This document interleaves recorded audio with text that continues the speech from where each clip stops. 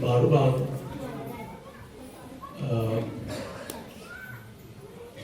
हम सुनते हैं वैष्णवों से, गुरु वर्ग से कि we should not take devotional service for granted. कभी कभी हम उसको क्या है, कभी भी कोई भी कर सकता है। हाथ चल रहा है, पैर चल रहा है,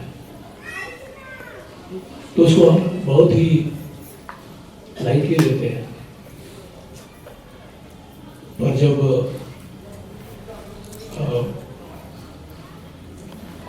वो सुविधा अगर नहीं मिले तो उसका महत्व समझ में आता है। मैं जगन्नाथपुरी यात्रा के बाद मानसिक रूप से तैयारी कर रहा था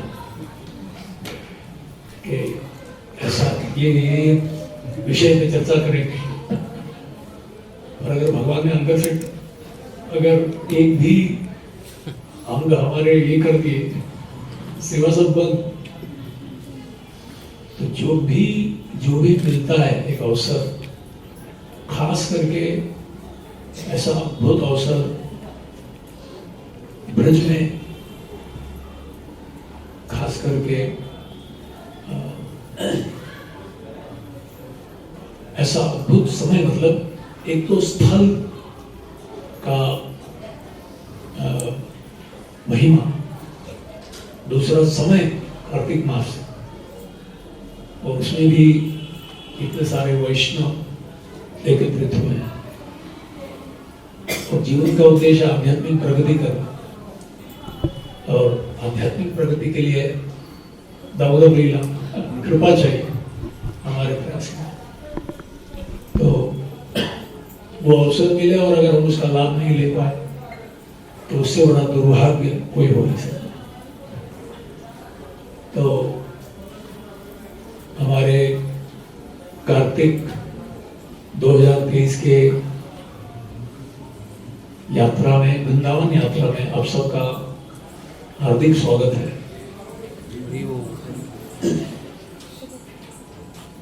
पहली बार शायद कोल्हापुर से हमारे इतने संख्या में लोग आए, 400 के करीब, 350 से 400 के करीब, या 350। आई थिंक आज तक ये सबसे बड़ा संख्या है। पहले लोग 50, 100, 150 तक हुआ है, तो ज्यादा संख्या। तो मैं जब पढ़ रहा था कुछ ग्रंथों का, तो मुझे इतना आश्चर्य हुआ कि श्री चैतन्य महाप्रभु 1514 में इसी कार्तिक पूर्णिमा के दिन ब्रज धाम में प्रवेश किए, और हम भी 510 साल के बाद 2023 में कार्तिक पूर्णिमा में हमारा यात्रा शुरू कर रहे हैं। तो ये 510वीं सालगिरह है, 510। महाप्रभु ने इसी दिन ब्रज में प्रवेश किए थे, कार्तिक पूर्णिमा के, और वहां से 2 महीना रहे थे। हम 2 महीना नहीं रह गए, ऐसे हमने सोचा कि ये 4 दिन में, 4-5 दिन जो हमारे पास है, उसमें ऐसे कौन सी चीजों का लाभ लेना चाहिए, कम से कम ये स्थल में जाना ही चाहिए। तो हम लोगों ने निर्णय किया है, तो सबसे मतलब जो मुख्य स्थान है वो आपको मिस नहीं होगा। यमुना का कम से कम 5 स्नान, गोवर्धन परिक्रमा, बरसाना और नंदग्राम, जो राधा रानी और श्री कृष्ण का शाश्वत लीला स्थली है, तो ये ब्रज धाम जो है वृंदावन, इतना महत्वपूर्ण क्यों है? क्यों इतना महत्वपूर्ण है? अलग अलग शास्त्रों में ब्रज की महिमा बताई गई है कि कैसे संपूर्ण ब्रह्मांड के तीर्थ स्थान यहां इस धाम में मौजूद है। इतनी महिमा बताई गई। एक दिन भी अगर व्यक्ति निवास करता है तो निश्चित रूप से उस व्यक्ति का भौतिक संसार से उद्धार होना निश्चित है। हम 4 दिन रहे, 4 पट निश्चित है।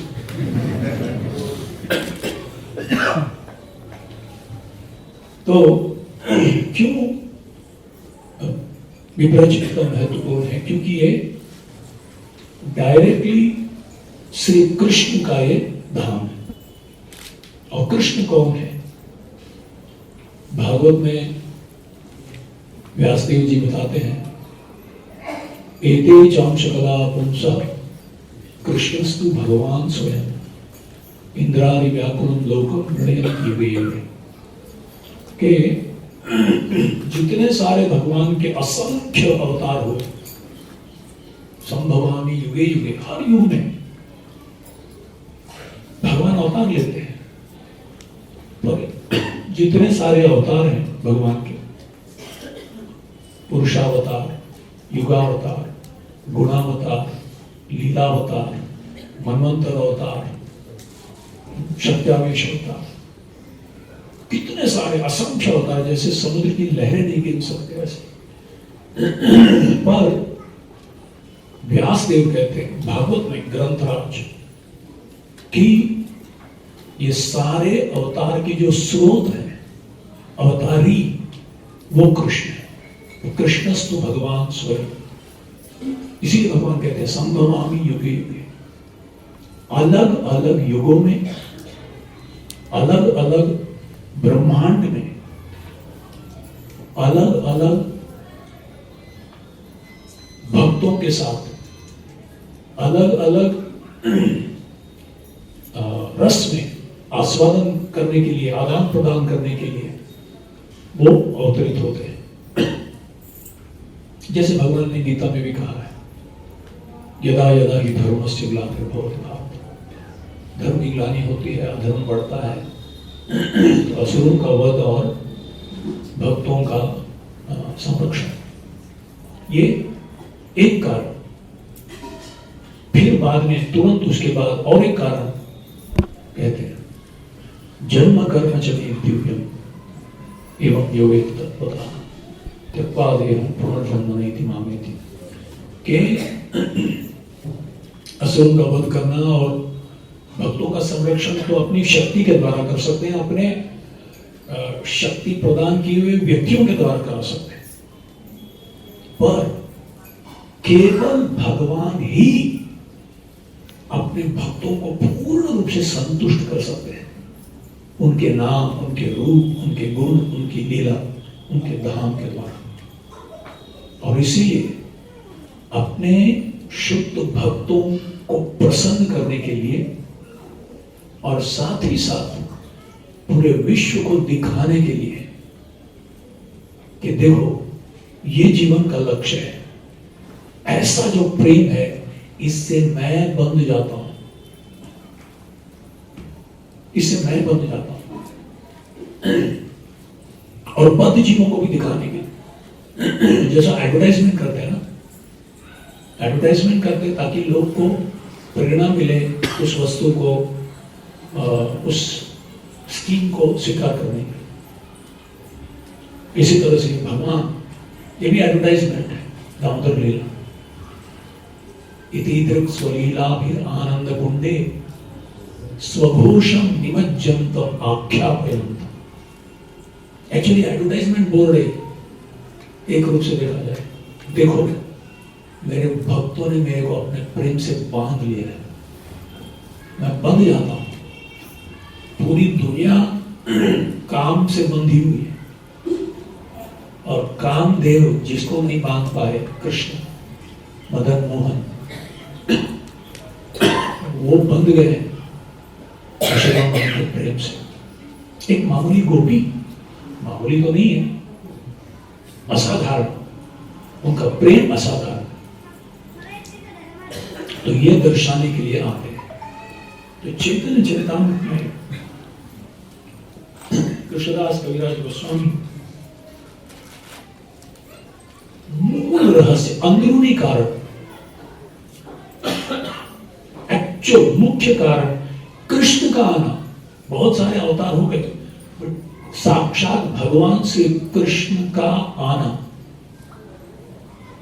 इसका कारण दो बताते हैं।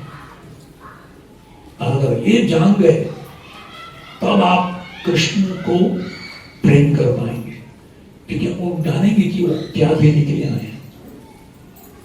कृष्णदास कविराज गोस्वामी कहते हैं, प्रेम रस निर्यास करिते आस्वाद, राग मार्ग भक्ति लोके करिते प्रचारम, रसिक शेखर कृष्ण परम करुणा, हेतु होते इच्छा उत्तम। दो चीज कोई दूसरे अवतार नहीं दे सकते, कोई दूसरे अवतार। प्रेम रस निर्यास, निर्यास मतलब सार, रस, सर्व उज्ज्वल रस, सर्व रस सार, परकीय भावे यहां प्रजेते प्रचार। ये रस, परकीय रस, जो अद्भुत प्रेम का लक्षण है। रामानंद राय और महाप्रभु का जो संवाद हुआ, जीवन की पराकाष्ठा क्या है बताओ, सर्वोच्च लक्ष्य। बढ़ते गए वर्णाश्रम, बोले नहीं कर्म, नहीं कर्म छोड़ दो, कर्म संन्यास, फिर ज्ञान, फिर बोलते जो सर्वोच्च था वो था ये रस, राधा और कृष्ण का। सो प्रेम रस निर्यास करिते आस्वादन, इसका आस्वादन करने के लिए ब्रज के साथ भगवान यहां अवतरित होते, ब्रज धाम को लेकर। और राग मार्ग भक्ति लोके करिते प्रचार। राग मार्ग जनरली दो प्रकार के मार्ग होते, एक है वैदिक भक्ति। वैदिक भक्ति मतलब नियम और बड़े सख्तता के साथ नियम का पालन करना। राग मार्ग मतलब नैसन, जैसा चुंबक, एक लोहे का टुकड़ा कैसे चुंबक से स्वाभाविक रूप से, उसको सिखाना नहीं पड़ता कि तुझे इसके पास जाना चाहिए, चिपकना चाहिए। पानी को बोलना नहीं पड़ता, बहना चाहिए, पानी स्वाभाविक रूप से बहता है। इसी तरह से प्रेम स्वाभाविक रूप, कृष्ण आकर्षयति कृष्ण। और उसमें भी जहां भगवान है, इसीलिए हम भक्ति कर रहे हैं। तू भगवान है या नहीं है मुझे नहीं पता, पर मैं तुझसे प्रेम करूंगा। कृष्ण, ये कृष्ण है बस। गोपियों को ठीक है भगवान है तो दूसरी बात, कृष्ण से हमको प्रेम। तो कहते हैं ऐश्वर्य ज्ञाने थे सब जगत मिश्रित। सब ऐश्वर्य के ज्ञान से जगत मिश्रित है।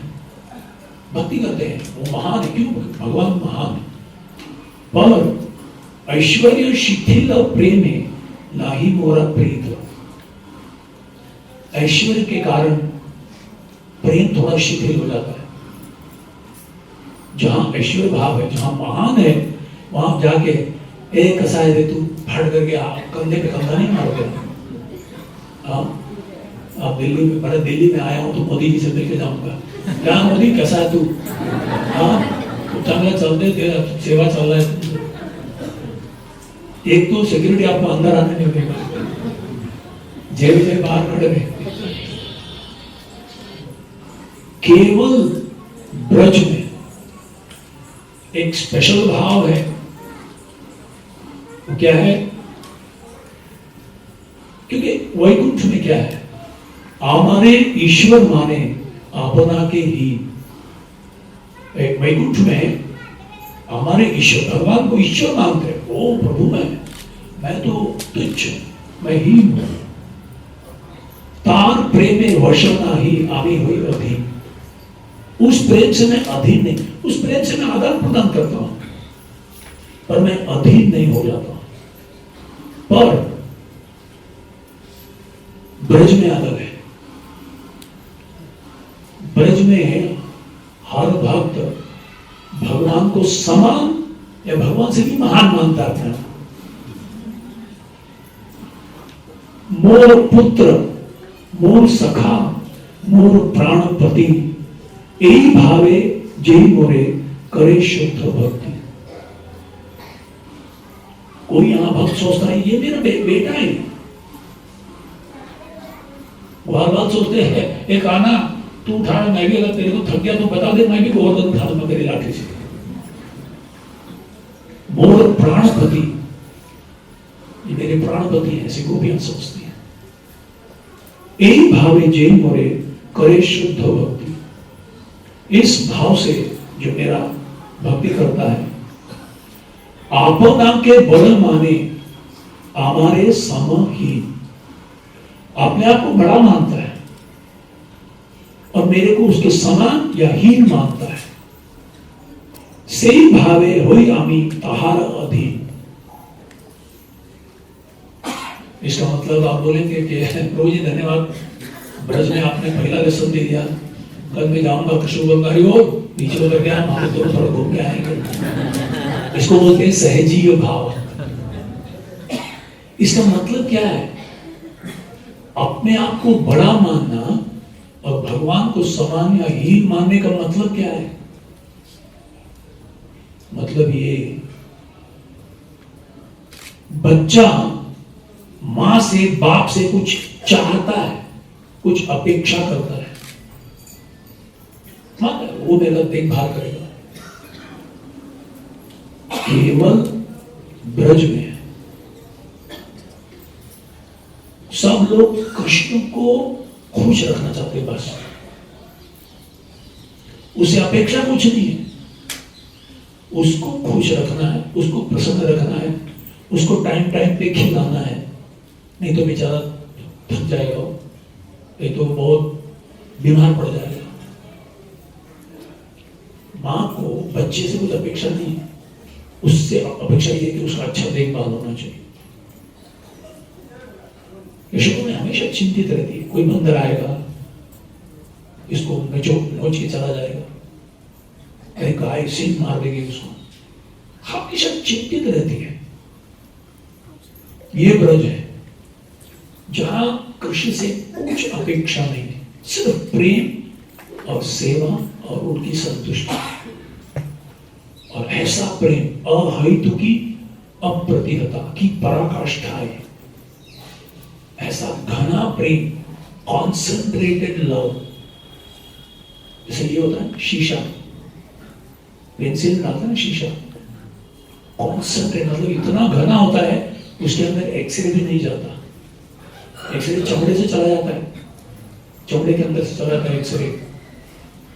और जो एक्सरे में काम करते हैं ना, वो लोग शीशे का एक कवच पहनते हैं। आपने देखा होगा सब मोटा वाला शीशे का, क्यों? एक्सरे भी नहीं घुसता। इसी तरह से ब्रजवासियों का प्रेम इतना घना है। घना मतलब क्या? स्पॉन्ज होता है ना, स्पॉन्ज, उसमें घुस जाता है कि पोरस होता है, पानी में डालो तो पानी चूस लेता है, पर लोहे का गोला डालो तो चूसेगा नहीं, शीशा का गोला डालो तो कुछ चूसेगा नहीं। क्यों? उसमें जगह ही नहीं। इसी तरह से ब्रजवासियों का जो प्रेम है इतना घना है, उसमें इंद्र तृप्ति का, स्वेच खुद के लाभ का लेश मात्र भी चिंता नहीं उनको। वो नरक में जाने के लिए तैयार है हमेशा ही।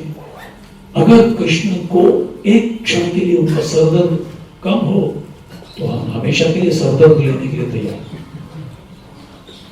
ये ब्रज का भाव है। और इसीलिए इस धाम में शिव जी, ब्रह्मा जी, उद्धव धूल लेना चाहते हैं गोपियों की। किनकी बातें कर रहे हैं हम लोग? परसों हम लोग बरसाना जाएंगे। बरसाने में 4 दानगढ़, मानगढ़, भानगढ़ और विलासगढ़, ये ब्रह्मा जी के 4 सर हैं। हजारों साल ब्रह्मा जी ने तपस्या की और कृष्ण से कहा कि मैं ब्रजवासियों के चरणों का धूल मेरे सर पर पड़ना है। और इसीलिए एक पर्वत के रूप में, 4 पर्वत के रूप में ब्रह्मा जी वहां प्रकट हुए। शिव जी ने तपस्या की हजारों साल। और नंदीश्वर महादेव, नंदीश्वर पर्वत बन गया है। ब्रह्माचल खेलत सुकुमारी, नंदीश्वर खेलत गिरिधारी, हरे मुकुंदा भज राधे गोविंदा। नारद जी की इच्छा थी रासलीला को जानने की। उद्धव सिखाने आए और सीख के गए। उद्धव जी बृहस्पति के स्वरूप हैं, कृष्ण के सबसे निकट प्रेमी द्वारका में। गोपियों को सांत्वना देने आए, टेंशन घेऊ नका, कृष्णा येतील। और बाद में जब देखे गोपियों का प्रेम तो बोले, ब्रज में कहावत है, ऊधो सुधो है गयो सुन गोपिन की बोल, ज्ञान बजाए डुगडुगी प्रेम बजाए ढोल। ज्ञान की डुगडुगी बजा रहे थे, गोपियों ने एक ढोल बजाया। बोला ठीक है ठीक है। डुगडुगी अंदर रखे डब्बे में, वापस बोली इनको क्या मैं सिखाऊंगा, इनसे मैं सीख के आया। और प्रार्थना की, तपस्या की गोवर्धन के पास उद्धव कुंड में कि मैं एक घास का तिनका बन के रहूं। ये लोग कोई पागल लोग नहीं है, ये कौन है ये लोग? और ये लोग चाहते हैं ब्रज का वास। ब्रज का वास का मतलब क्या? ब्रज की भावना, ब्रज की चेतना, इस स्तर का कृष्ण प्रेम जहां अहेतु की, इस प्रेम और इस सेवा के बदले में कोई अपेक्षा नहीं, कभी नहीं, किसी तरीके से नहीं। केवल तुम्हारी प्रसन्नता ही मेरी प्रसन्नता, तुम्हारा दुख मेरा दुख। तो ये उच्च स्तर का जो है, जय जय उज्ज्वल रस सर्व रस सा, परकीय भावे यह ब्रजे। ये परकीय भाव क्या होता है और ऐसा क्यों करते भगवान? राधा रानी तो आदि लक्ष्मी है, मूल लक्ष्मी है। जब कृष्ण द्वारका में जाते हैं, राधा रानी 16,108 जो महिषियां हैं, उनका एक विस्तारित रूप है, अनुरूप रूपित है। रानी के रूप में सेवा करने के लिए उनके ही विस्तारित रूप है। आनंद चिन्मय रसत प्रतिभाविताभिस ताभिर्य एव निज रूप दया कलाभि। वैकुंठ में असंख्य लक्ष्मी जो है, सारी श्रीमती राधा रानी की ही विस्तारित स्वरूप है, मूल लक्ष्मी है राधा रानी। उनकी, राधा और कृष्ण अलग नहीं हो सकता। जैसे सूर्य और सूर्य की किरणें या कस्तूरी और उसका गंध अलग नहीं किया जा सकता, ऐसे राधा और कृष्ण शक्ति, परम शक्ति और शक्तिमान है।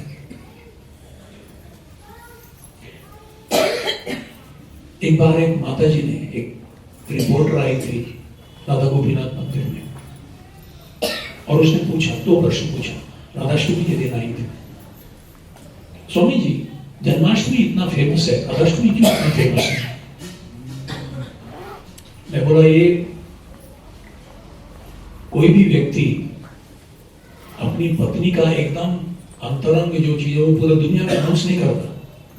ये अंदर की बात है। फिर वो बोली राधा रानी का तो शादी नहीं हुआ था कृष्ण के साथ। बोले तुम लोगों का शादी नहीं हुआ है। वो थोड़ा सा पका गई। बोले उपपति, यहां लिखते हैं मो विषय गोपी गणेरा उपपति भावे योग माया करीबे को आपना प्रभावे। उपपति मतलब क्या? एक स्त्री है, उसका पति शादीशुदा पति है और उसके अलावा भी कोई एक प्रेमी है, उसको बोलते उपपति। तो यहां ये जो प्रेम है ये उपपति के रूप में राधा और कृष्ण का प्रेम यहां दिखाया गया। इसीलिए कलयुग में बहुत प्रसिद्ध है राधा कृष्ण। लोग अच्छा लगता है, कृष्ण को पूछते हैं क्यों? बोला ऐसा मेरे को भी होना चाहिए, बहुत सारी लड़कियां होना चाहिए गर्लफ्रेंड, ऐसा चाहिए। कृष्ण बड़े अच्छे हैं। अगर इसमें भौतिक लेश मात्र भी होता तो शिव और ब्रह्मा जी इस लीला को क्यों स्मरण करते? उद्धव जी क्यों अपने सर पर रखकर इसको पूजते? ये समझने की बात है। पर यहां इसमें रस, क्योंकि उपपति को जब मिलना है तो उसमें रिस्क लेना पड़ता है, थोड़ा जोखिम लेना पड़ता है, डेंजर है, थोड़ा प्लान बनाना पड़ता है, बहुत संकट में अपने आप को डालना पड़ता है और उसमें एक अलग प्रकार का मजा है।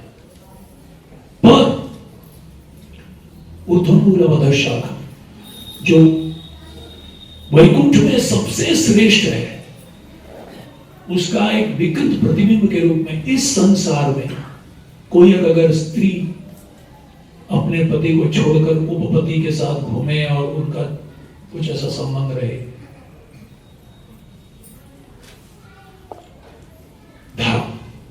आध्यात्मिक रूप से तो है ही, धार्मिक रूप से, नैतिक रूप से, सामाजिक रूप से भी बड़ा पाप और घृणात्मक समझा जाता है, बहुत ही नीच समझा जाता है, बहुत ही पतित समझा जाता है ये चेतना। और आध्यात्मिक संसार में ये सबसे श्रेष्ठ है। एक क्षण के अंदर सर्वधर्मान परित्यज्य, कृष्ण की प्रसन्नता के लिए सब कुछ ये दिखाने के लिए योग माया रचती है, ऐसा दर्शाती है कि इन दोनों का विवाह नहीं हुआ था। हालांकि विवाह हुआ था राधा रानी का। भंडीर वन में वो स्थान है जहां ब्रह्मा जी ने राधा और कृष्ण का विवाह कराया था, रहस्य में, एकांत में। पर क्यों ऐसा दर्शाते हैं? ताकि एक वो रस बढ़े। एक सुंदर प्रसंग वृंदावन का है। गोवर्धन के पास एक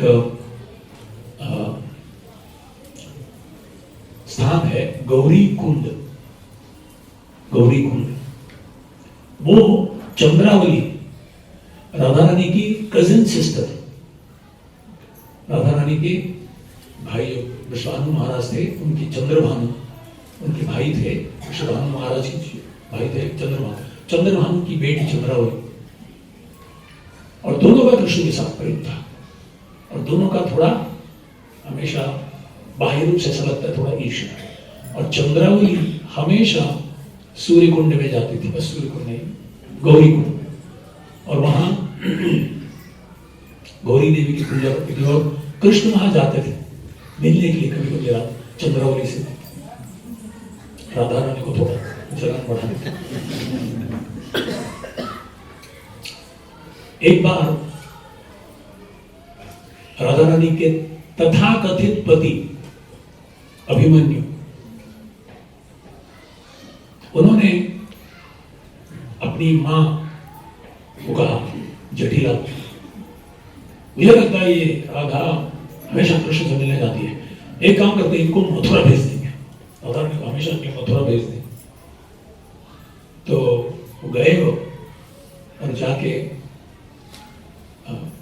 पौर्णमासी वहां की गुरु है, जो भी निर्णय लेना है गवर्नमेंट सैंक्शन, ऐसा पूर्णमासी का सैंक्शन हो गया। पूर्णमासी कौन है? योग माया। योग माया का दूसरा स्वरूप है पूर्णमासी, मधुमंगल की माँ। तो पूर्णमासी माँ थी, तो उनके पास गए और बोले आप आशीर्वाद दे दो, राधा रानी को हम लोग मथुरा भेज देंगे। हमेशा कृष्ण के साथ घूमते रहते। मैंने सुना है, मैंने देखा नहीं पर सुना है। पूर्णमासी ने कहा अगर तुमने उनको रंगे हाथ पकड़ा तो फिर ये करना, नहीं तो गलत बात है, ऐसा नहीं करना चाहिए।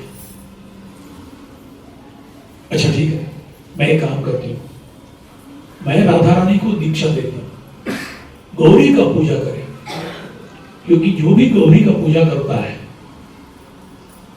वो उसका पति बहुत ही संपत्ति उसको मिलती है, और तुम्हारी गाय की संख्या भी बढ़ जाएगी।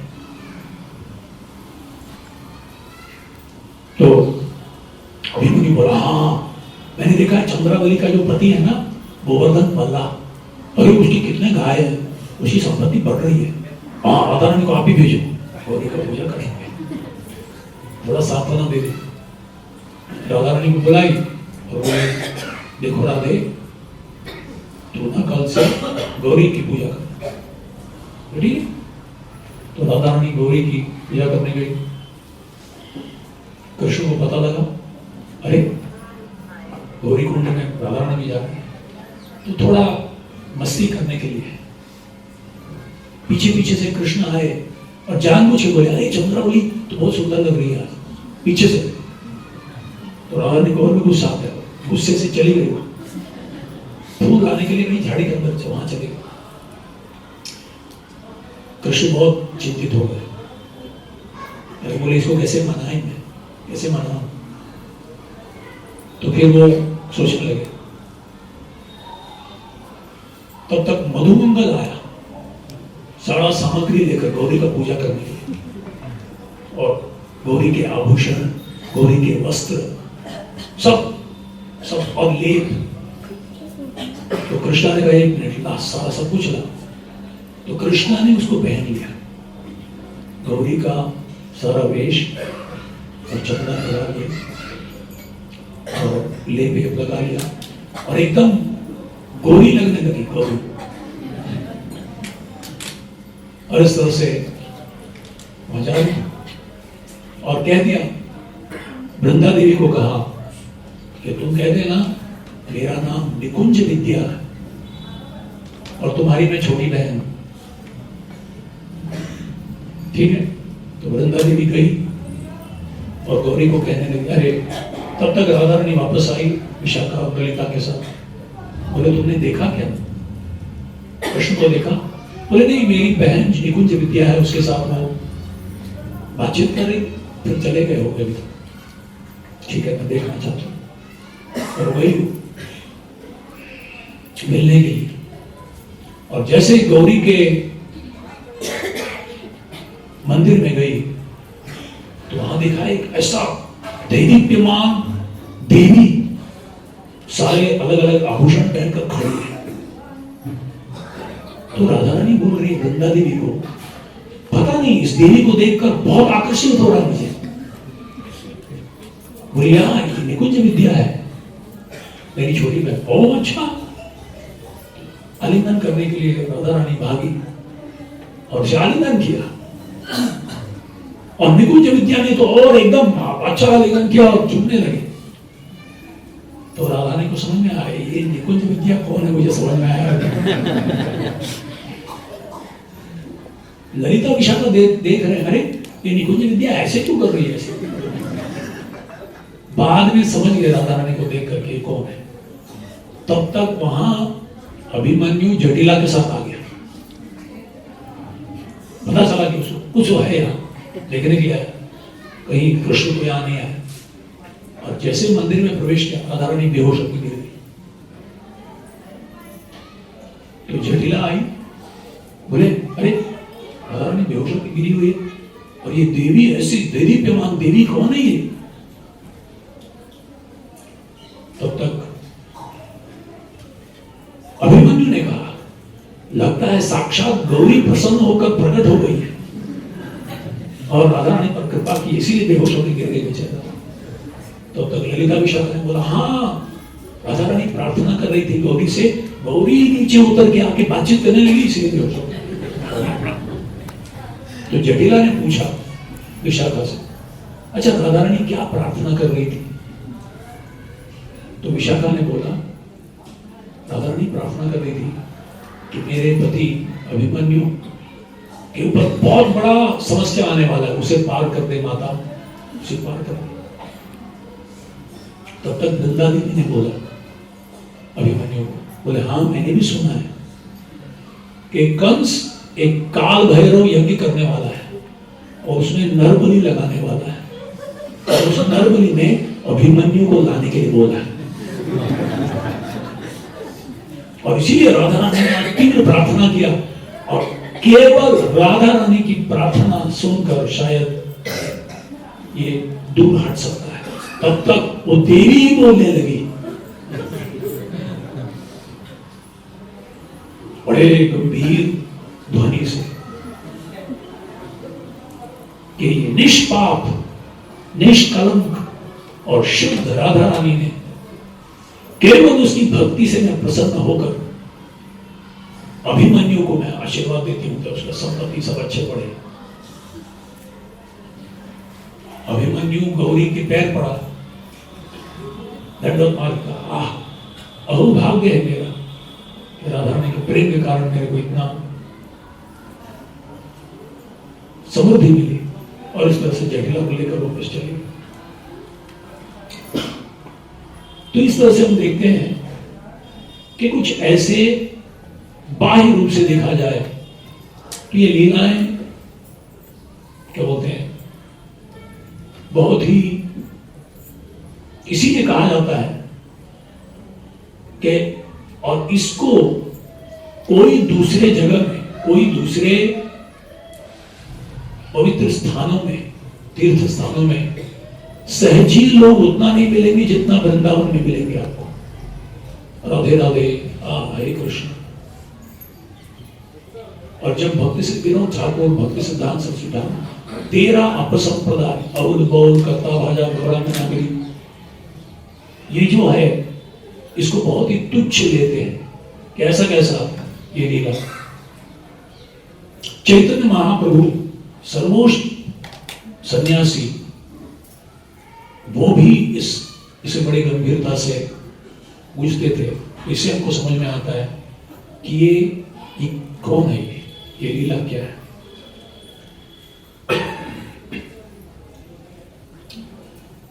तो भगवान ने लीला किया इधर 125 साल तक, 10 साल तक यहां रहे, 10 साल 8 महीने तक ब्रज में रहे। उसके बाद मथुरा गए और करीब 28 साल की उम्र में द्वारका चले गए। यहां केवल 10 साल और 8 महीना ब्रज में निवास किया। भगवान की लीला समाप्ति के बाद उनका प्रपौत्र यानी कृष्ण के पुत्र रुक्मिणी, माता रुक्मिणी के पुत्र थे प्रद्युम्न। प्रद्युम्न का पुत्र था अनिरुद्ध, और अनिरुद्ध का बेटा था वज्रनाभ। वज्रनाभ ने महाराज परीक्षित के समय में सारी लीला स्थली उन्होंने प्रकट किया और विग्रह की स्थापना की। हम गाते हैं ना, श्री गोविंद गोपीनाथ मदन, ऐसे 16 विग्रह और पंच महादेव, भूतेश्वर महादेव, गोपीश्वर महादेव, कामेश्वर महादेव, ऐसे अलग अलग क्षेत्रपाल शिव जी का सुंदर मंदिर स्थापना की। काल के प्रभाव से सकाले ने माता प्रायशः सब कुछ नष्ट हो गया था। 500 साल पहले चैतन्य महाप्रभु भी यहां आए 1515 में, 1514 2 महीना यहां रह के गए। और जब आए पूरा जंगल था यहाँ, किसी को कुछ मालूम नहीं था कि कौन सी लीला कहां हुई थी। अरितग्राम नाम का एक जगह है जहां भगवान ने अरिष्टासुर का वध किया था। वहां उन्होंने एक कुंड देखा, छोटा कुंड। जब हम राधा कुंड जाएंगे, राधा कुंड और श्याम कुंड के बगल में महाप्रभु का स्थान है जहां वो बैठे थे। वहां से उन्होंने ये दो कुंड जो है साक्षात कृष्ण है, उन्होंने वहां स्नान किया और घोषित किया यही राधा कुंड और अरिष्टासुर का, इसीलिए हरित नाम, हरित ग्राम। और वहां राधा कुंड और श्याम कुंड स्थापित किए। और तत्पश्चात 2 महीने के बाद जब वापस गए, रूप सनातन और षडगोप स्वामी उनको यहां भेजा 1540 के बाद आए और 4 प्रमुख आज्ञा दिए थे महाप्रभु ने। एक, कृष्ण की जो लीला स्थली लुप्त हो चुकी है उसे फिर से प्रकट करो। आप तपस्या करके, प्रार्थना करके लीला स्थली को प्रकट करो। फिर उन्होंने कहा था, नाना शास्त्र विचार नहीं करी पढ़ो, सद्धर्म संस्थापन, ग्रंथों की रचना करो और शास्त्र का सिद्धांत निचोड़ उसे आप प्रकट करो।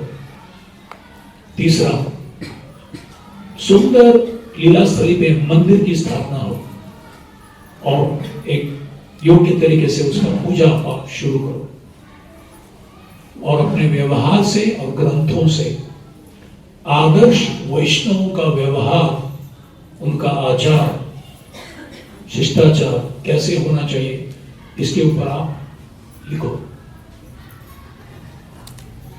तो उन्होंने उसकी रचना हुई। और आज अगर ब्रज इतना प्रसिद्ध है, खास करके चैतन्य महाप्रभु का यहाँ योगदान। बाद में निम्बार्क संप्रदाय, निम्बार्काचार्य वेद, निम्बार्काचार्य वल्लभाचार्य वो आए, वल्लभ संप्रदाय के, पर सबसे पहले यहाँ महाप्रभु आए थे 500 साल पहले। उसके बाद बहुत ही बड़े पैमाने पे, और उसी समय में आप गोविंद मंदिर और राधा मदन मोहन मंदिर उसका निर्माण हुआ।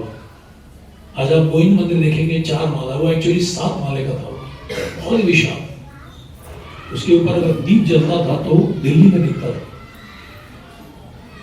तो अकबर के समय में राजा मान सिंह ने प्रेरित किया, ये सुंदर मंदिर हुए।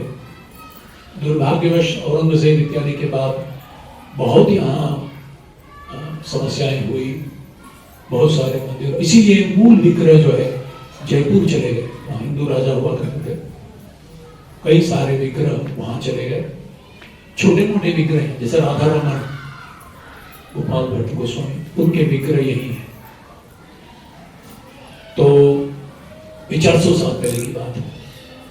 तो प्रायशः पूरा थोड़ा ध्वंसी हो चुका था और काफी डिविएशन हो चुका था। फिर विश्वनाथ चक्रवर्ती ठाकुर आए, एक प्रमुख आचार्य, उन्होंने फिर से शुद्ध भक्ति की स्थापना की परंपरा।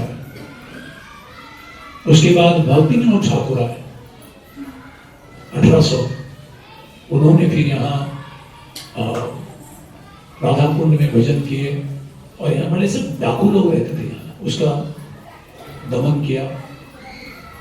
उनके पुत्र भक्ति सिद्धांत सरस्वती ठाकुर आए, पहली बार ब्रजमंडल परिक्रमा उन्होंने शुरू किया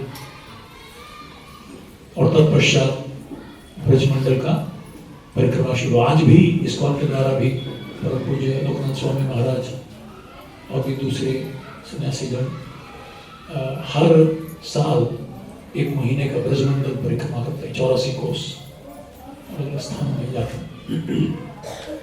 तो ब्रजमंडल परिक्रमा की शुरुआत श्री भक्ति सिद्धांत सरस्वती ठाकुर ने किया था और तत्पश्चात श्रील प्रभुपाद, जिनको महान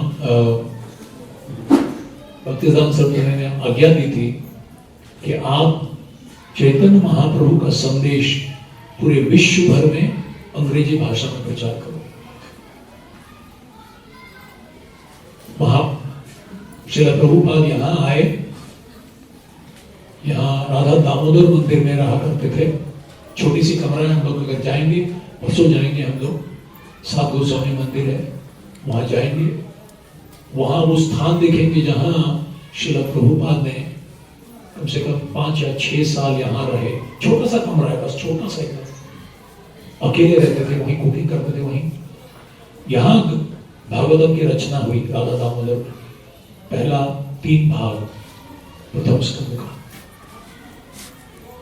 और फिर यहां से निकले थे श्रील प्रभुपाद अमेरिका के लिए।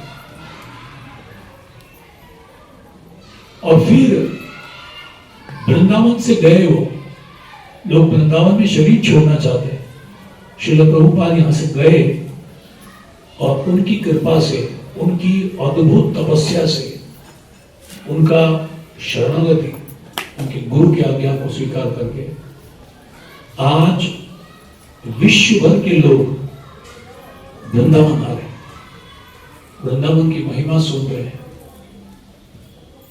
आज आप देखेंगे कितनी संख्या में लोग आते, खास करके कार्तिक में जगह। ये ब्रज की महिमा श्रील प्रभुपाद ने बाद में विश्व भर में इसकी प्रकट किया।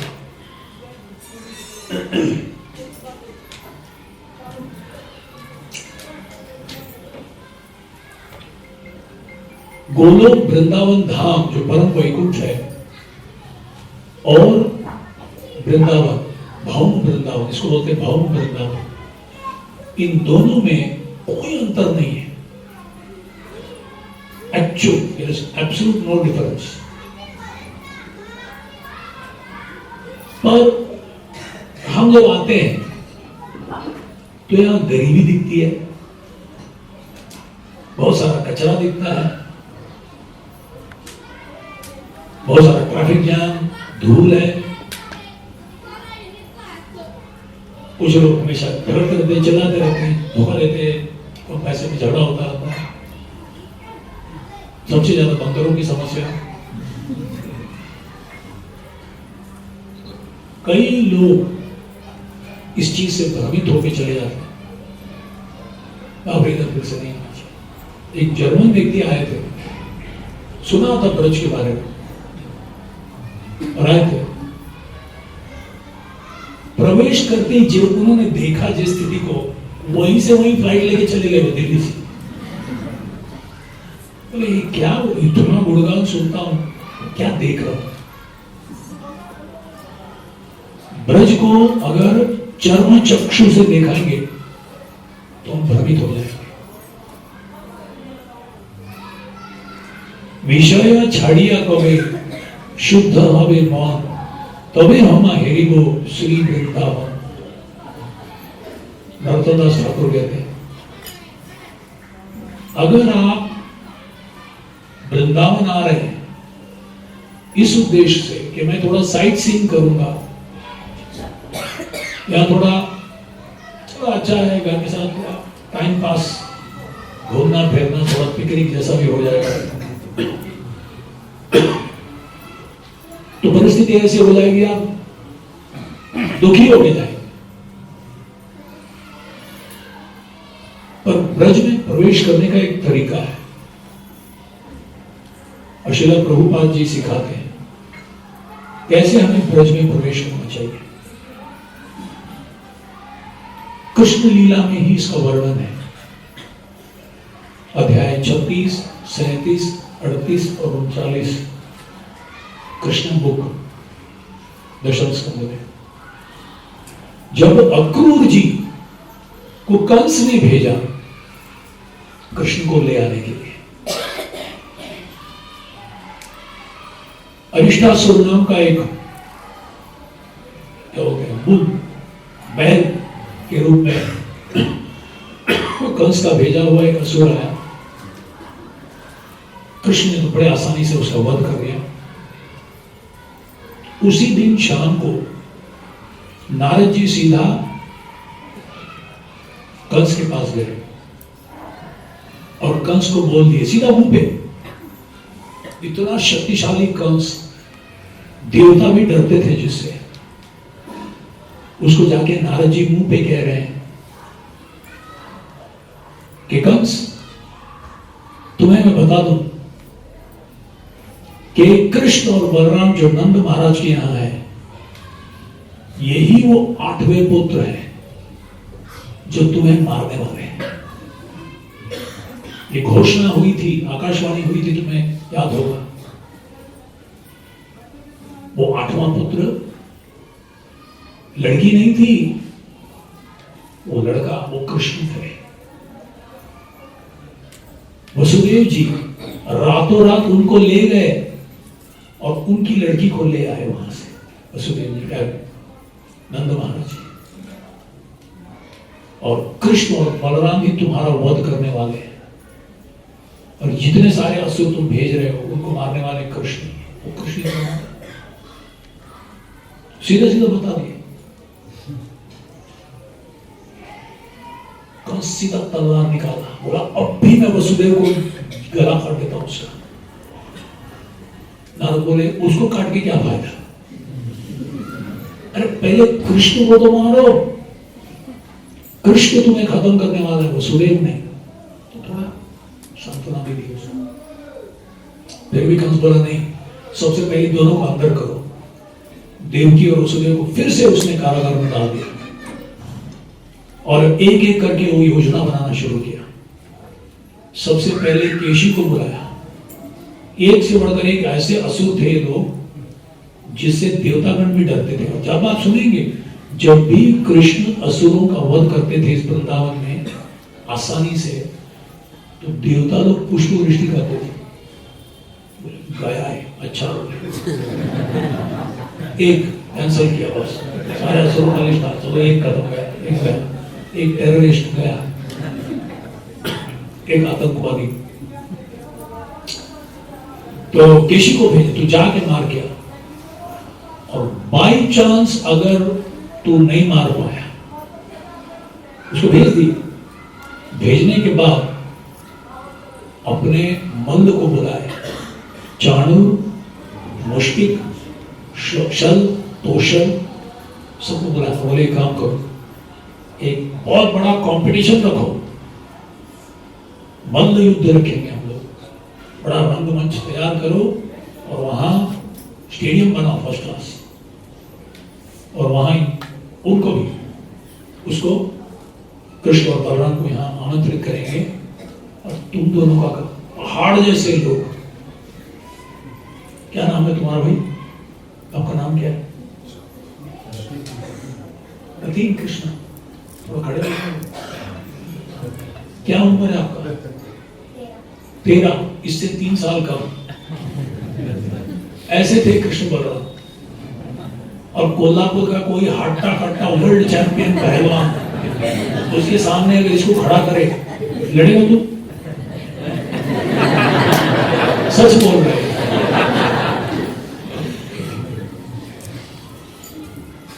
10 साल और 8 महीना कृष्ण, एकदम कोमल शरीर, इतना कोमल शरीर कि पत्ता भी अगर गिरता था तो वहां लाल हो जाता था।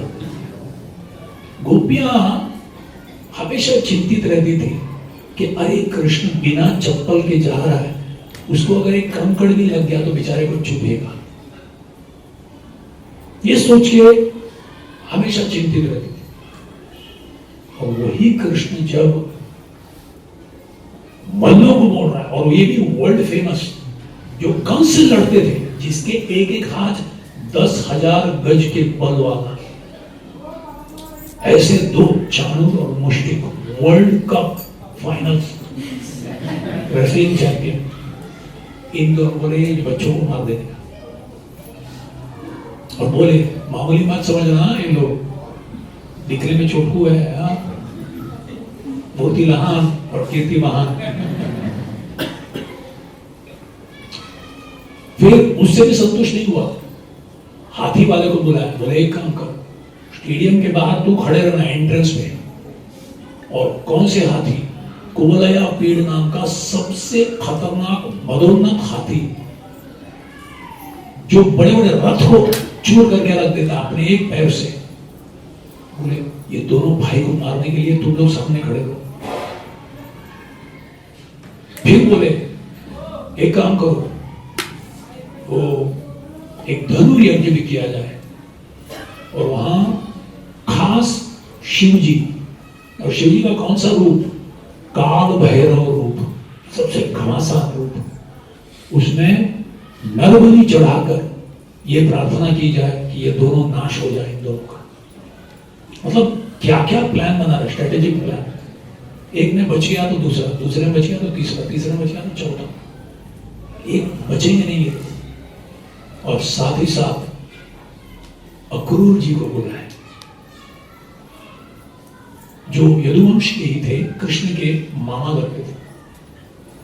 आप पूछेंगे मामा बन के उधर क्यों बैठे थे? वो दूसरे मामा के साथ।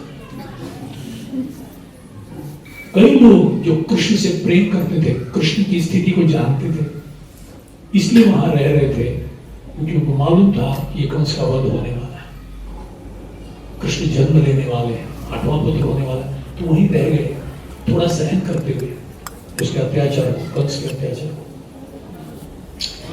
अक्रूर जी को बुलाया और बोले, हाथ मिलाया अक्रूर जी से, आलिंगन की। बोले अक्रूर तू मेरा सच्चा मित्र है। कंस कह रहा है तेरे ऊपर मुझे पूरा विश्वास है, आपके ऊपर मुझे पूरा विश्वास है।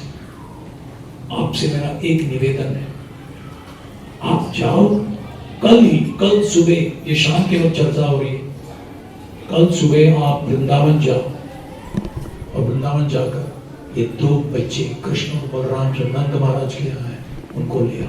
और उनको बता दिया पूरा प्लान, इनको ऐसे मारेंगे, उसके बाद ये मारेंगे, बच गया तो ऐसे मारो। आप सिर्फ एक काम करो, उन्हें ले आओ बस, और मुझे पूरा विश्वास है कि आप उसको ले आओ। मतलब इनडायरेक्टली प्रेम से बोल रहे हैं, पर समझ लो नहीं किया तो कोई चॉइस नहीं था। अक्रूर जी बड़े प्रामाणिकता से बोले, देखो कंस, प्रयास करना हमारा काम है, पर फल हमारे हाथ में नहीं है। फिर भी तुम्हारा मैं सहायता निश्चित रूप से करूंगा। और वो अच्छा, खास कंस ने एक अच्छा काम किया, सोने का एक रथ तैयार किया था, नया रथ, कोई बैठा नहीं था उसके ऊपर अभी तक, वो महाप्रसाद किसी का नहीं था। उस रथ को तैयार करके अक्रूर को दिया और कहा कि अक्रूर जी आप इसमें ले आना कृष्ण को, रथ को देखकर आ जाएंगे बच्चे।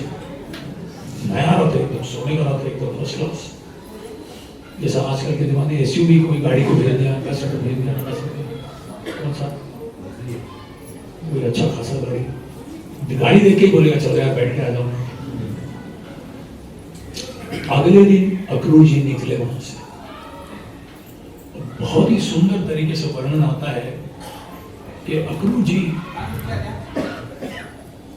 की चेतना क्या थी।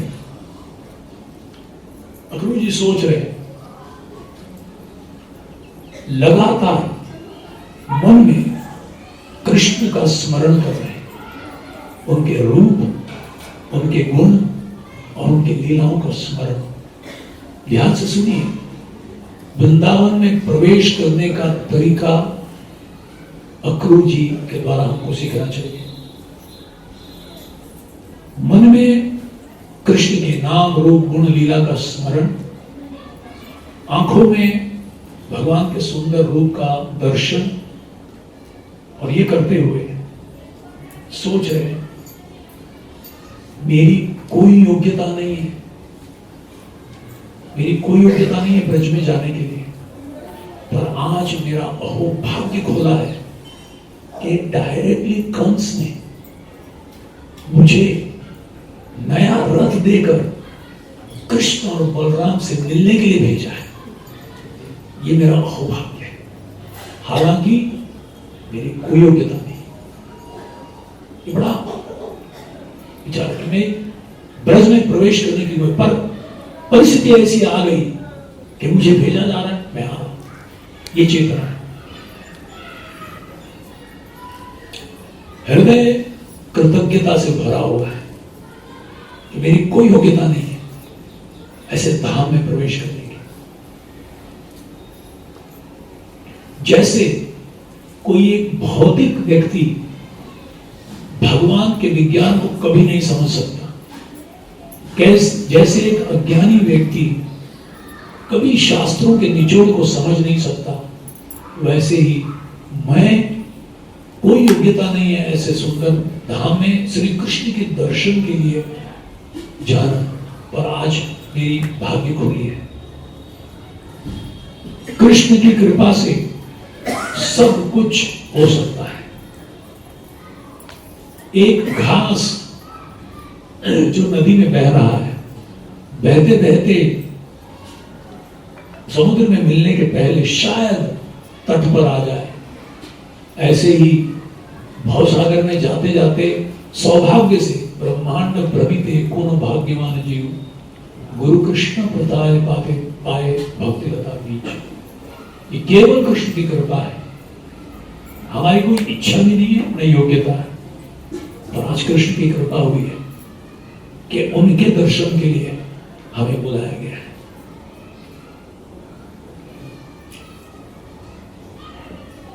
कृष्ण का जो भी दर्शन किया है आज तक, शास्त्र के आधार पर कह रहे हैं, केवल दर्शन मात्र से करोड़ों करोड़ों जन्मों के पाप उसके धुल गए। बड़े बड़े संत महात्मा, बड़े बड़े दर्शन के लालायित है, देवतागण भी भगवान श्री कृष्ण के दर्शन के लालायित है, और वो प्रवेश नहीं कर सकती धाम में, पर आज मुझे प्रवेश करने का एक अहोभाग्य उपलब्ध हुआ है।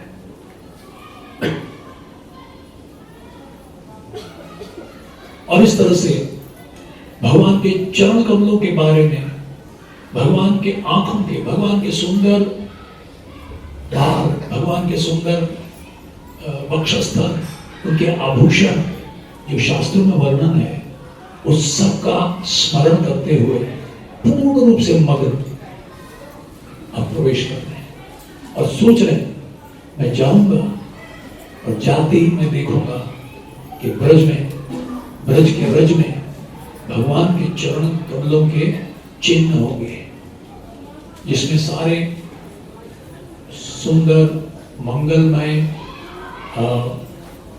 चिन्ह अंकित होंगे। और जैसे मैं देखूंगा, मैं वहां तुरंत उतरूंगा और उस चरण चिन्हों में लोकमूल होकर मैं पूर्ण रूप से अपना स्नान करूंगा। कहते हैं ब्रज में 3 चीज प्रसिद्ध है। एक गोवर्धन जो साक्षात कृष्ण से अभिन्न है, हरिदास सर्वश्रेष्ठ भक्त और कृष्ण से भी अभिन्न गोवर्धन, शिला को भी इसीलिए पूछते हैं लोग। दूसरा है जमुना, और तीसरा है ब्रज।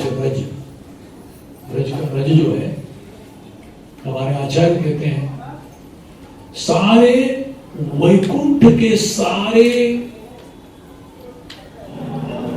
संपत्ति अगर परड़े पे एक तराजू के एक परड़े पे रखा जाए और ब्रज का एक रज अगर एक जगह रखा जाए तो वो भारी पड़ जाएगा।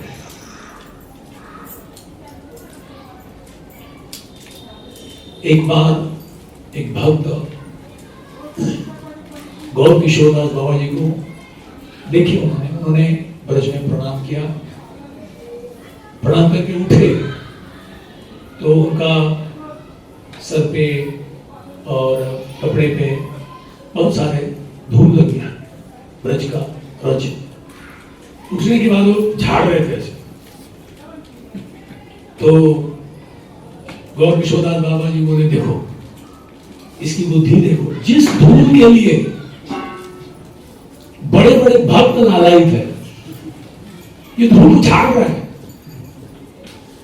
यानी सबसे बड़ी संपत्ति जो उसे मिली है वो झाड़ रहा है। जब ये पहली बार हमने सुना, पहली बार आए थे 1991-92 में, थोड़ा गर्म खून और उत्साह उमंग नौजवान। हमने सुना था ट्रेन में हमने चप्पल निकाल दिया, बोले ब्रज में अपना चप्पल नहीं करेंगे। आज परिस्थिति अलग है, खाली तपस्या किया था हम लोगों ने ब्रज में, क्योंकि नारायण भट्ट नाम के महान भक्त आचार्य हुआ, उन्होंने कहा है कि ब्रज में एक कांटा मुझे चुभता है तो ब्रह्मानंद से भी ज्यादा आनंद मिलता है। ये चेतना को लाना बड़ा मुश्किल है, और आज परिस्थिति थोड़ा अच्छा कांच का टुकड़ा पड़ा रहता है, बहुत सारे बॉटल पड़े रहते हैं। ये हमारी दृष्टि क्या है, प्रैक्टिकल हो सकते हैं भले, पर ये एक्चुअली महिमा है ब्रज की। सच्चिदानंद महाराज कह रहे थे कि माया देवी ने इस धाम के ऊपर एक क्या बोलते हैं कवरिंग पर्दा लगा दिया, और इसीलिए चर्म चक्षु के द्वारा हम सिर्फ यही चीज को देखते हैं, अरे बिल्डिंग टूटा भैया ऐसा है वैसा है, पर एक्चुअली ये धाम चिंतामणि धाम है। चिंतामणि प्रखर सत्म सुकल्प वृक्ष रक्षावकेशि सुरभीर विपालय लक्ष्मी सहस्र शतसम भ्रम सेव्यमान गोविंदम आदि पुरुषम तमहं भजामि। तो ये हमारी चेतना होनी चाहिए। और जैसे अक्रूर जी आए, पहला काम हमने किया, रथ से उतरे और ब्रज के रज में लेट गए, और जैसे उन्होंने सोचा था वैसे ही कृष्ण और बलराम ने उनके प्रति आदान प्रदान किया। तो इस तरह से बहुत ही सुंदर वर्णन आता है किस तरह से ब्रज में प्रवेश करना चाहिए। कोई भी श्रील प्रभुपाद जब आए थे यहाँ पहली बार, तो उन्होंने देखा कि एक कोई ऐसा रिक्शावाला के साथ उनके शिष्य का झगड़ा हो गया, क्योंकि वो कम पैसा नहीं ज्यादा पैसा लेने का प्रयास कर रहा था, पता नहीं कुछ बोला हो, झगड़ा हो। तो वो भक्त बहुत गुस्सा हो गया, अमेरिकन भक्त, और वो डांटने के मारने गया था, वो झगड़ने लगे थे। तो प्रभुपाद ने उस भक्त को बोला तुरंत निकलो यहाँ से, वृंदावन से बाहर चले जाओ, तुम योग्य नहीं। बोले यहाँ की धाम में तुमको प्रवेश करना है तो धाम वासियों को आप वो जज मत करो, बस ये आपकी दक्षता है कैसे उनका करके लेने का, बस। और अगर ये आप करने आए हो तो तुरंत चले जाओ, क्योंकि यहाँ कई गुना ज्यादा एक दिन रहने से कई गुना ज्यादा उसका लाभ मिलता है। यहाँ अगर सेवा करते हैं तो कई गुना लाभ मिलता है, पर यहाँ अगर हम अपराध करते हैं तो उसका भी कई गुना रहता है। इसीलिए गौर किशोर दास बाबा जी थोड़े समय रहते थे, थोड़ा समय मायापुर चले जाते थे, क्योंकि मायापुर ऐसा धाम है जहाँ अपराध नहीं गिना जाता, बेनिफिट मिलता है पर नो ऑफेंस, और यहाँ अपराध होने की संभावना है, उससे बच के रहना चाहिए। एक बार प्रभुपाद बोले यहाँ के सुअर, यहाँ के बंदर, ये भी बड़े बड़े भक्त थे, चले जाओ, पर उन्होंने थोड़ा कुछ अपराध किया है, और इसीलिए आज ऐसा जन्म मिला है जहां खास करके सुअर, आप देखेंगे गटर, बड़ा बड़ा गटर होता है, थोड़ा अंदर जाएंगे तो ब्रज में अभी तो बहुत सारा कंस्ट्रक्शन हो गया, नहीं तो गांव में रोड के बीच में ऐसा गटर जाता है, और उसमें से इतने बड़े बड़े सुअर वही खाते रहते, वही लुढ़कते रहते, 24 घंटा पूरा उनका पानी और पूरा धूल उसमें ही लगे रहता है। ऐसा बाहर से लगता है बहुत फ्लेवर, बंदर को भी इतना ठंडी लगती है यहाँ, अभी तो शुरू हुआ है ठंडी, बाद में 1-2 डिग्री चला जाता है, ऐसा ठंडी होता है, और बंदर को देखना चलते रहता है ऊपर। बोले ये लोग ब्रजवासी लोग हैं, थोड़ा उनका कुछ अपराध हो गया बाकी है, ये अंतिम जन्म है उनका, शुद्धिकरण होगा, इसके बाद सीधे जाएंगे ऊपर। तो बोले यहाँ के जो भी व्यक्ति है, ये हमारा दृष्टिकोण होना चाहिए, वो जाने कृष्ण जाने, हमको कुछ नहीं लेना, दूर से प्रणाम। तो हमारे लिए अच्छा है ये भावना रखना, भावना और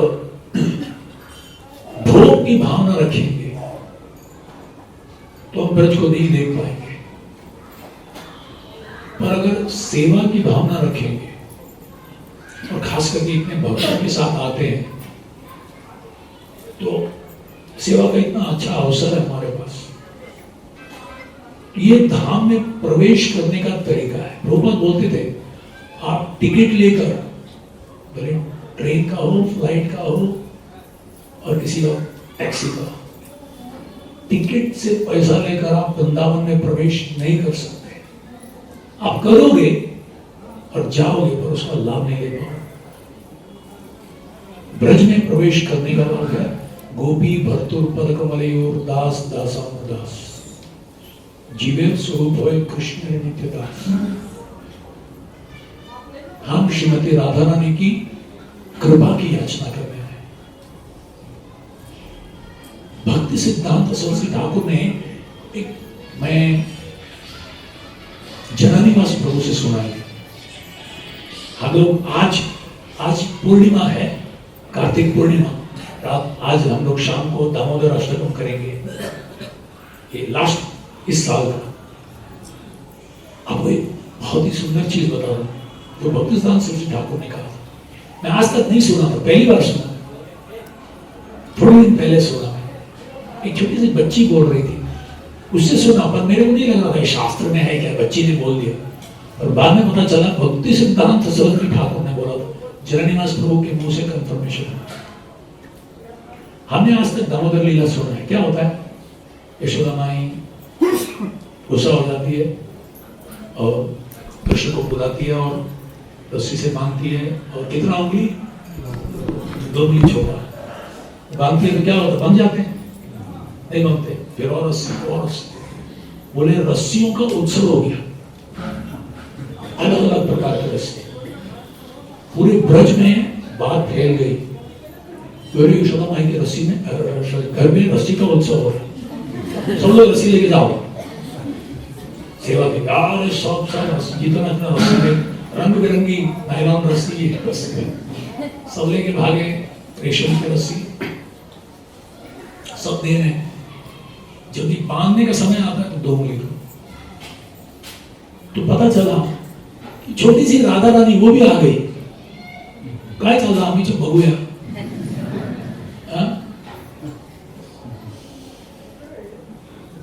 यशोदा आंटी के यहाँ,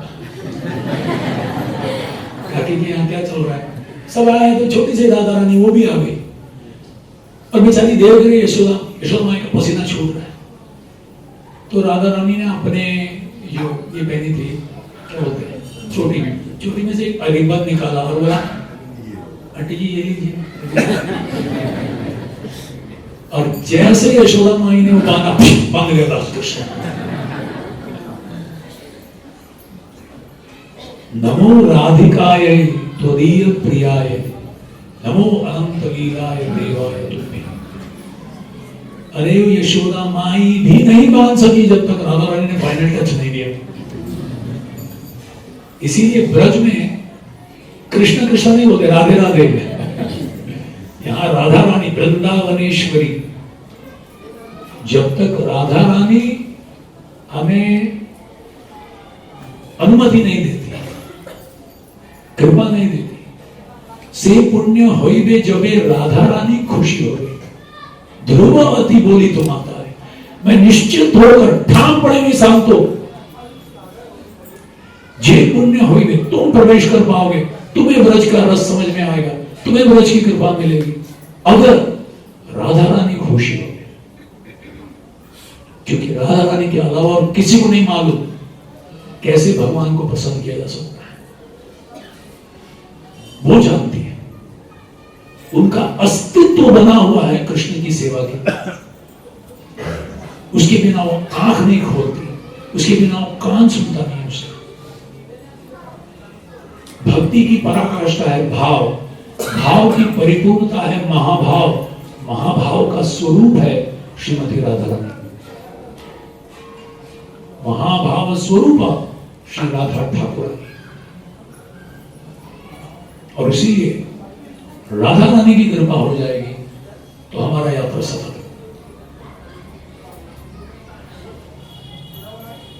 और आज अगर सही में हम राधा रानी की महिमा, कृष्ण की महिमा, ब्रज की महिमा आए हैं और सुन रहे हैं, केवल श्रील प्रभुपाद जी की कृपा। नहीं तो हम लोग, मैं उड़ीसा में 12 साल था,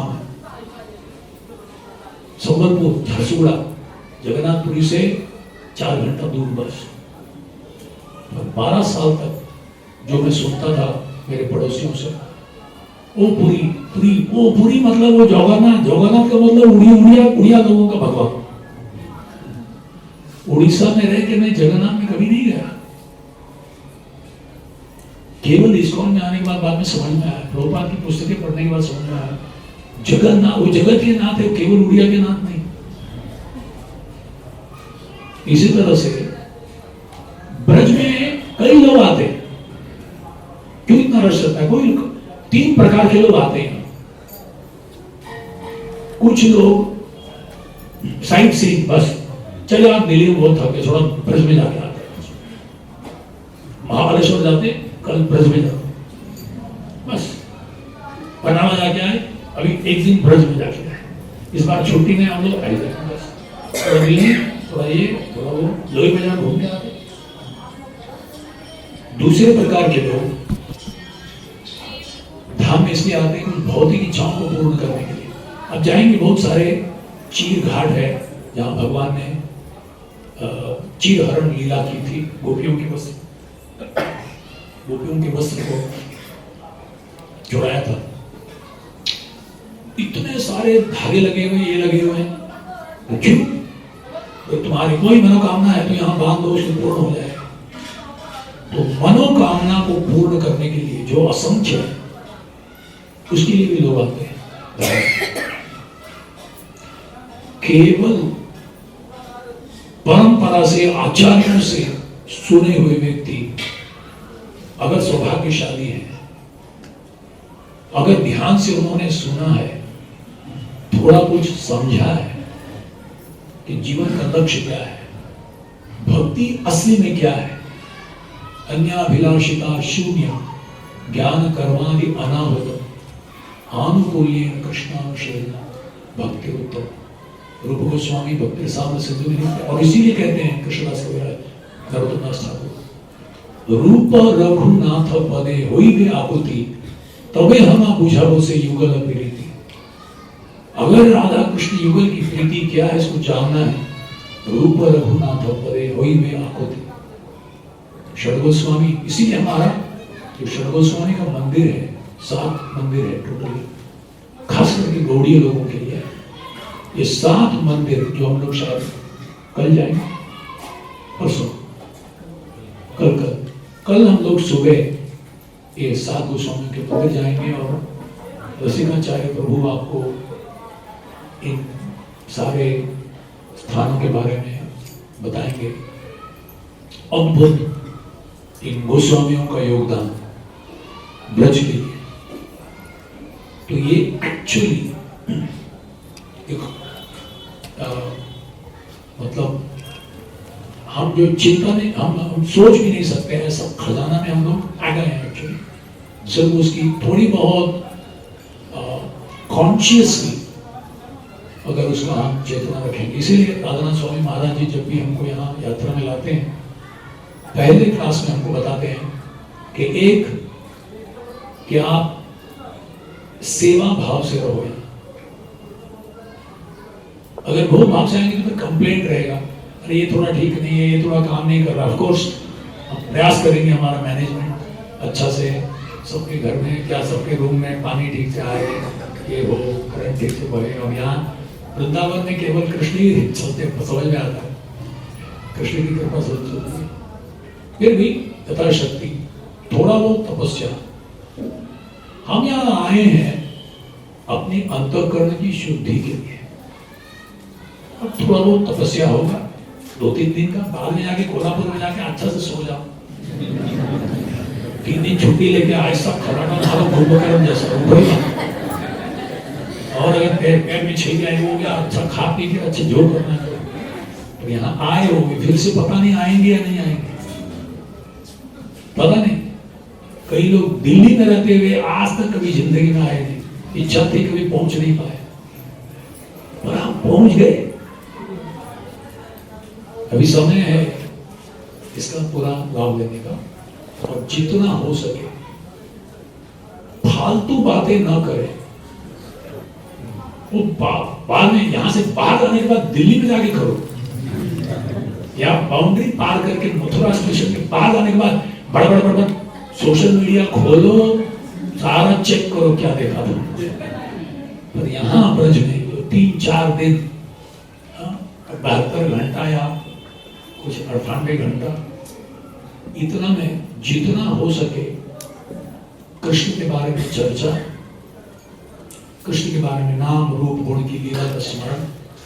अगर ये जितना हम प्रयास भी करेंगे तो कृष्ण हमारे प्रयास देखकर कृपा देंगे। यही दामोदर लीला, यही कार्तिक की महिमा।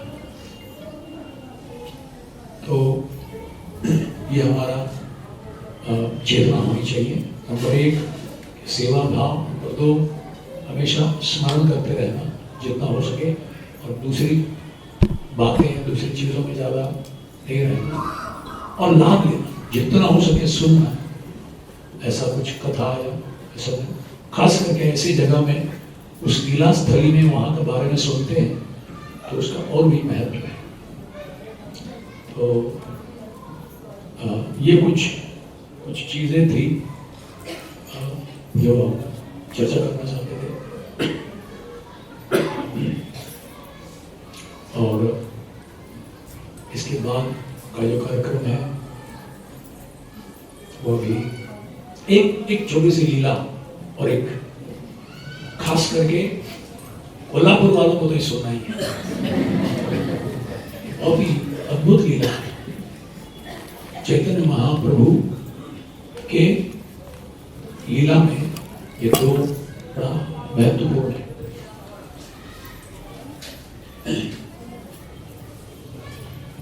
महाप्रभु ने दर्शाया कि जगन्नाथपुरी में जो जगन्नाथ रथ यात्रा होता है, बौद्ध लोग जाते हैं, जैन लोग वहां जाते हैं, नास्तिक लोग भी आते हैं, और भी लोग, शाक्त लोग आते हैं, शैवाइट वो भी आते हैं जगन्नाथपुरी में, और वो भी जगन्नाथ जी को पूजा करते हैं, उनके रूप से देखते हैं। केवल महाप्रभु ने दर्शाया कि ये जगन्नाथ जी का स्वरूप क्या स्वरूप है।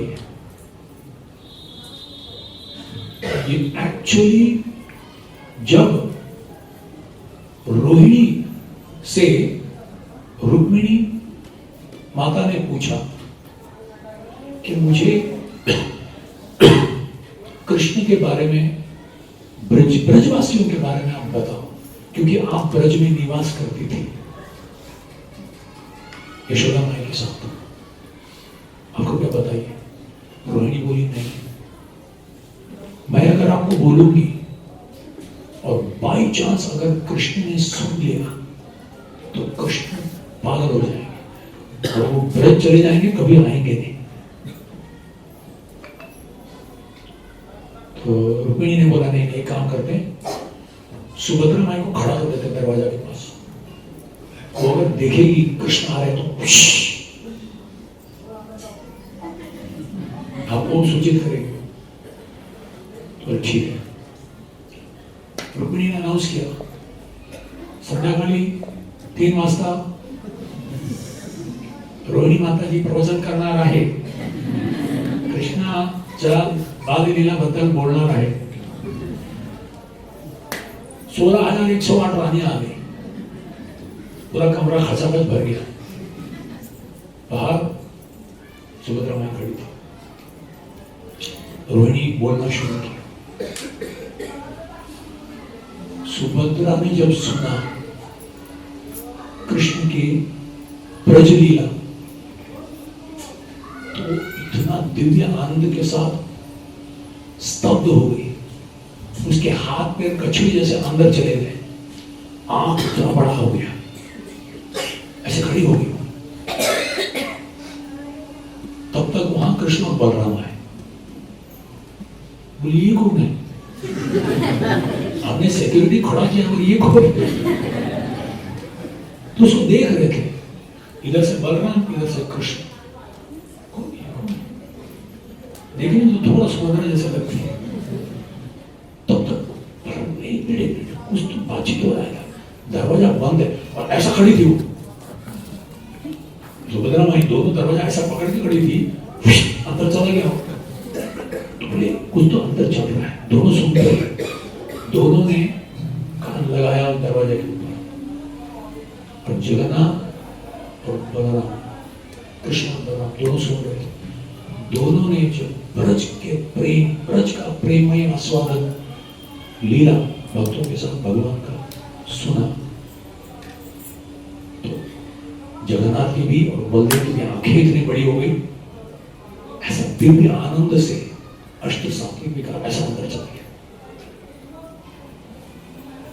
तब तक वहां नारद मुनि आ गए। नारद मुनि को मालूम है किस टाइम पे कहां जाना है।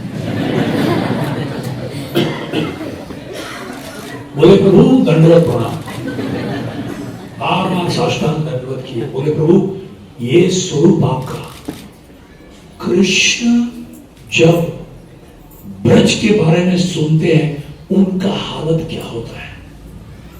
ब्रज के ब्रजवासियों के प्रेम, शुद्ध विशुद्ध प्रेम के बारे में सुनते हैं, वो भी कैसे स्तब्ध हो जाते हैं।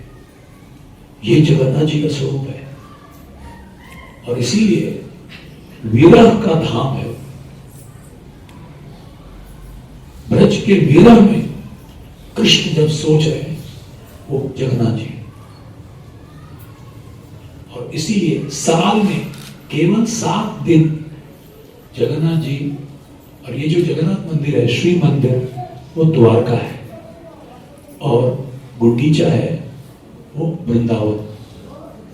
और इसीलिए चैतन्य महाप्रभु जो कृष्ण है श्रीमती राधा रानी के भाव से बड़े उत्साह से उनको ब्रज में ले जा रही है। ये रहस्य महाप्रभु के अनुयायी समझ पाते हैं, और इसलिए हम गुंडीचा का मार्जन करते हैं, हमारे हृदय का भी उसके द्वारा मार्जन। तो जगन्नाथ जी 7 दिन के लिए आते हैं। जगन्नाथपुरी में निकलने के पहले लक्ष्मी जी से अनुमति लेते हैं। क्या बोलते हैं? 1 दिवस नहीं, ये तो बस फक्त 1 दिवस। हम निकलते हैं, 1 2 3 4 5 हो गया, 5 दिन तक नहीं आए। तो 5वां दिवस एक उत्सव होता है, हेरा पंचमी। हेरा पंचमी के दिन लक्ष्मी जी आती है, पालकी में बैठ के जगन्नाथ जी के बोले, क्या उठे तुम्ही, ऐसा नहीं था तुम्हारा। प्रभु जी लोग हंस रहे, वो सब अनुभव है। सब्जी लेने बोला था, 8 घंटा हो गया, आप अगले दिन के सब्जी ला रहे हो। तो लक्ष्मी जी पूरा तैयारी होके आती अपने सेवकों के साथ। तो ये उत्सव जब चैतन्य महाप्रभु वहां थे, महाराज प्रताप रुद्र ने बोला ये ऐसा उत्सव इस बार होना चाहिए, हेरा पंचमी, आज तक किसी ने देखा नहीं।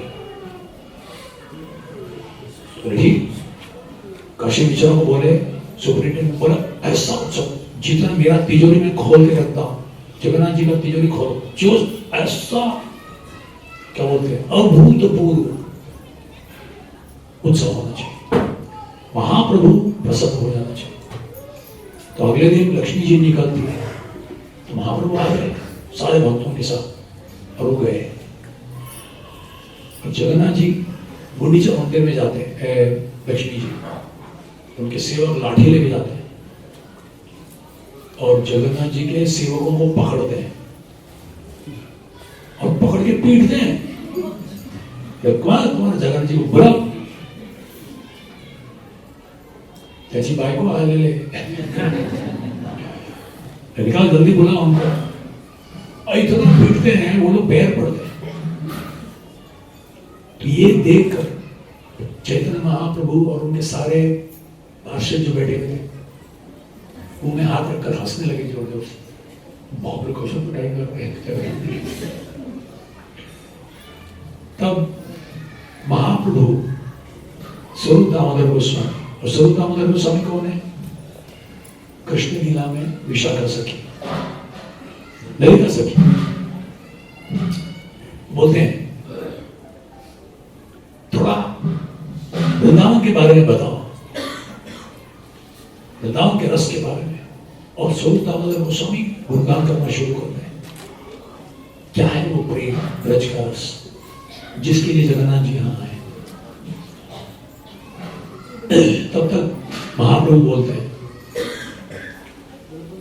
तुम तो कहते हो कि अगर कोई पति का व्यवहार ऐसा होता है तो पत्नी को थोड़ा बुरा लगना चाहिए, गुस्सा हो जाती है, थोड़ा दुखी हो जाती है, और उस समय वो शायद अच्छा वस्त्र भी नहीं पहनती। पर लक्ष्मी जी को मैं देख रहा हूं सज धज के आई है, एकदम फर्स्ट क्लास। उतना ही नहीं, पूरे सेवकों के साथ पालकी में आई है। उतना ही नहीं, वो तो पिटाई कर रही है जगन्नाथ जी के सेवकों। ऐसा कैसा? वहां श्रीवास ठाकुर खड़े थे। श्रीवास ठाकुर कहने लगे, क्या वृंदावन वृंदावन करके रखा है, हमारी वैकुंठ का अभी मैं विवरण करता हूं। ब्रज में क्या है? ब्रज में थोड़ा धूल है, थोड़ा गोबर है, फिर थोड़ा गुंज का बीज है, लकड़ी है, पत्ते है, फूल है, बस। वैकुंठ सारा ऐश्वर्य से बना हुआ है, वहां हीरे मोती सब रहते हैं। अरे गोपियां कौन है? थोड़ा दूर होती है, वो गोबर का घंटा बनाती है और दूध बेचती है, मक्खन बनाती है, बस। हमारी लक्ष्मी वो तो ऐश्वर्य के साथ आसन में बैठती है, हीरो जवाहरात के आसन में बैठती है, और ऐसे गुणगान करना शुरू करते हैं। तो महाप्रभु श्रीवास ठाकुर को देखते और कहते हैं कि श्रीवास, लगता है तुम्हें नारद जी का प्रभाव पड़ रहा है और तुम जानबूझ के तुम ऐसे शब्द कह रहे हो और वैकुंठ का गुणगान कर रहे हो। फिर स्वरूप दामोदर बोलते हैं, इसका तुम क्या उत्तर दोगे? और तब बड़े सुंदर तरीके से स्वरूप दामोदर गोस्वामी ब्रज का गुणगान करते हैं और कहते हैं, ब्रह्म संहिता में आपने पढ़ा होगा, तभी बोलते हैं ब्रज की जो एक कण धूल है, ये कैसे सारे ऐश्वर्य, पूरे भौतिक संसार के ऐश्वर्य की तुलना में कुछ, उसके सामने कुछ भी नहीं है। और फिर वो श्लोक बताते हैं, श्रियः कांता कांत परम पुरुष। श्रियः कांता, जो भी गोपियां हैं यहाँ, आनंद चैतन्य सब प्रतिभागिता, ये सारे सर्वोच्च उच्च कोटि के लक्ष्मी जी हैं। लक्ष्मी सहस्र शत संकल्प से, और परम पुरुष कृष्ण ही एकमात्र पुरुष है ब्रज में। कल्पतरो, हर पेड़ कल्प वृक्ष है। तो आप बोलेंगे प्रभु जी अब ऐसा दिखता तो नहीं है हम लोग को।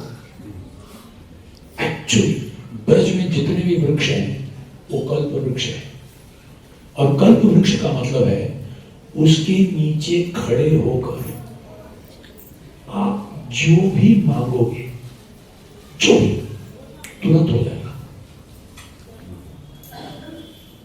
धन्यवाद प्रभु जी, अच्छा हुआ आज ही बताया, 4 दिन बाकी है, आज लिस्ट तैयार करता हूं। इसीलिए हम वृंदावन आने योग्य नहीं है। ब्रजवासी हर वृक्ष के नीचे ये जानते हुए कि यह कल्प वृक्ष है, उस वृक्ष जो फल देता है या फूल देता है उसके अलावा और कुछ नहीं मांगते। ध्रुमा भूमि ही चिंतामणि, ये भूमि चिंतामणि धाम है, जो सोचोगे पूर्ण होगा। ये जानते हुए भी ब्रजवासी कभी नहीं, कुछ नहीं मांगते। जिस स्थिति में उनको रखा हुआ है, बस कृष्ण को संतुष्टि, कृष्ण की सेवा, कृष्ण का स्मरण, इसी में संतुष्ट है। हर गाय सुरभि गाय, कामधेनु गाय, ध्रुमा भूमि चिंतामणि तोयम अमृतम, यहाँ का पानी आप पी नहीं सकते, मैं तो पी नहीं पाया, पी के देखिए बाथरूम में जो पानी आता है, यहाँ पानी थोड़ा खारा है, हार्ड वाटर है, प्रीच ये अमृत है, ये हम उसको समझ नहीं पा रहे और ना ही हम समझ सकते हैं। कथा गानम, यहां हर शब्द एक गान है, हर कदम एक नाट्य है, और वंशी सबसे प्रिय है भगवान को, क्योंकि वंशी जब बजता है सबके मन को हर लेता है, वो कृष्ण का बुलावा है, बेस्ट सर्वेंट। तो इस तरह से स्वरूप दामोदर गोस्वामी गुणगान करते हैं, और हमारा अहोभाग्य है आज कोल्हापुर की महालक्ष्मी का आप सबको कृपा मिला है कि आज आदि लक्ष्मी श्रीमती राधा रानी के इस सुंदर धाम में उनकी कृपा मिली है। लक्ष्मी जी क्या देती है? धन देती है। लोग लक्ष्मी के पास धन के लिए जाते हैं। सबसे बड़ा धन क्या है? प्रेम महाधन। प्रेम। अच्छा, क्यों प्रेम सबसे बड़ा धन है? क्यों धन चाहिए लोगों को? क्योंकि धन मतलब खरीदने की शक्ति। जिसके पास धन है वो खरीद सकता है सबसे बड़ा रुपया। क्यों? क्योंकि when money talks, everyone walks.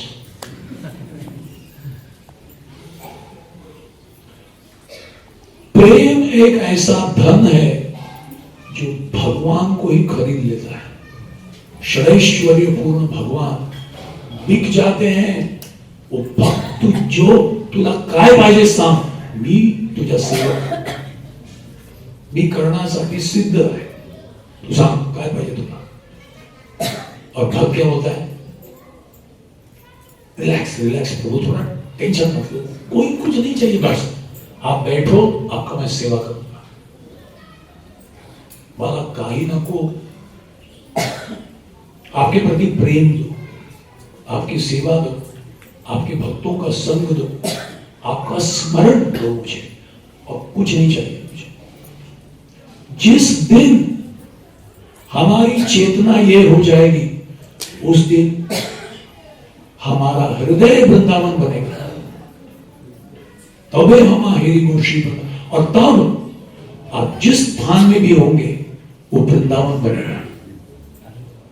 Chaitanya Mahaprabhu की लीला में महाप्रभु आए, अद्वैताचार्य आए, नित्यानंद प्रभु आए,